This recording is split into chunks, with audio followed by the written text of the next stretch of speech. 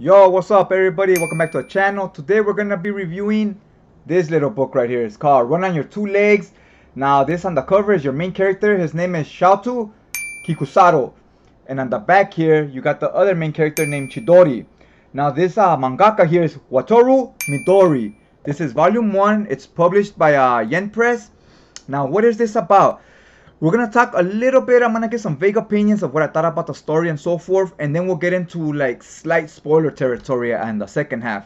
Now, I thought this was going to be like a sports manga or more about how this guy's dealing with the struggles of being handicapped, right? Of only having one leg, how it affects his day-to-day life.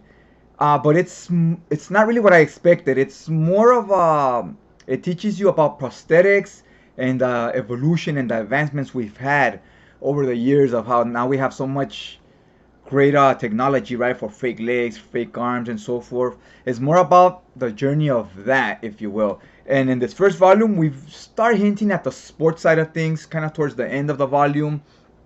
Overall, I did enjoy it. It was just not what I was expecting. It was a little different. So let's talk a little bit about the characters and a little bit about the story without trying to get into any spoiler territory.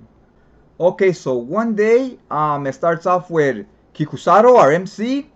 He's at this like mall, and he sees this mom with her child. She gets off the elevator, and the child kind of stays on the elevator, and the elevator's about to close, right? So he runs to make sure he opens the elevator back up so the child could come out and go back with his mom. And as we've seen him run, we don't know he's handicapped yet, but somebody there, aka Chidori, he sees him, and when he's running, he sees his ankles right as his pants rise. He sees that one leg is fake, and he's like, "Wow, I'm real impressed with how fast you ran and how you move." He goes on, so he starts chopping it up with him, making conversation and so forth. And he tells them, "Well, I was a high school athlete, right? I used to play soccer. I injured my leg, so now I got this fake leg." And Chidori lets him know, "Look, I run this program where we're working on new types of fake legs and so forth." It's like, this is just a leg to walk on, do your day-to-day things with. He goes, "Can you imagine what you can do if you had a sports type of prosthetic leg?" And at this point, our MC had kind of given up on sports already since his accident. He realized can't go anywhere with that career anymore. He's in high school, I believe, but he realized I can't go like pro or anything, right, with a soccer career because I'm handicapped now. But this guy brought some new life in him. He's letting them know, look, we have advancements, we got new prosthetics and so forth, and we have sports where you compete against other handicapped people like you. So it's an even playing field, right? So he's like, wow, like I maybe still have a life in sports after all. The only thing is, you're probably not gonna be able to play soccer, but you could do other stuff like 40-yard dash and type of sprints and stuff like that, right? That you would see in the Olympics. They have these like handicap Olympics. Now we start getting into the science of everything, right? How there's different type of fake legs. There's some that go above the knee, some that go under the knee, depending on where your injury happened and where they had to amputate. So there's different types of Olympics. Like the people that have above the knee can only compete with people above the knee. The people that had their injury below the knee can only compete against people that had the injury below the knee. So it could be an even playing field. And then it shows you how it's a team sport, because you have the person that builds the technology for you, then you have the athlete that has to run, then you have the trainer that shows you how to jog and how to move and so forth, right, like a coach. So it's definitely a sport. It's not just him in the races. And this is bringing, like I said, new life into him. He's kind of being ambitious again, like, yeah, like he has something to work towards, right?